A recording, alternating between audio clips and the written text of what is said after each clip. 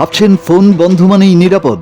আসলে না। আমাদের ফোনের সিগন্যাল, জিপিএস, ব্লুটুথ, এমনকি স্ক্রিন ও মাইক্রোফোন থেকেও তথ্য সংগ্রহ করা হয়, যা আপনি টেরও পান না। আজকের স্মার্টফোন যেন শার্লক হোমসের থেকেও বেশি চালাক গোয়েন্দা। কোন টাওয়ার দিয়ে আপনি হাঁটছেন, কত দ্রুত চলছেন, কোথায় বেশি সময় থামছেন, সবই বের করে ফেলা যায় মুহূর্তে। জিপিএস তো আছেই, স্যাটেলাইটও আপনার ফোনের অবস্থান জানে। শুধু আপনিই নন, সামরিক বাহিনী, গোয়েন্দা সংস্থা আর বড় বড় কোম্পানিও এই ডেটা পেতে পারে।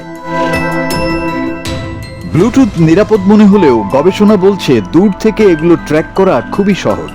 এমনকি গাড়ির চাবির রেডিও সিগন্যাল ধরেও আপনাকে অনুসরণ করা যায়। স্ক্রিনের তড়িৎ চুম্বকীয় সিগন্যাল পর্যন্ত ধরে বোঝা যায় আপনি ফোনে বা কম্পিউটারে কি দেখছেন। এই প্রযুক্তি দ্বিতীয় বিশ্বযুদ্ধ থেকেই ব্যবহৃত হচ্ছে। তাই পেন্টাগন বা পারমাণবিক গবেষণা কেন্দ্রে ফোন, ক্যামেরা, ওয়াইফাই, মাইক্রোফোন সবকিছু বন্ধ করে ঢুকতে হয়। কোভিডের সময়ে তা আরো স্পষ্ট দেখা গেছে। সরকার ও কোম্পানিগুলো কত সহজেই লাখ লাখ মানুষের ফোন ট্র্যাক করতে পারে।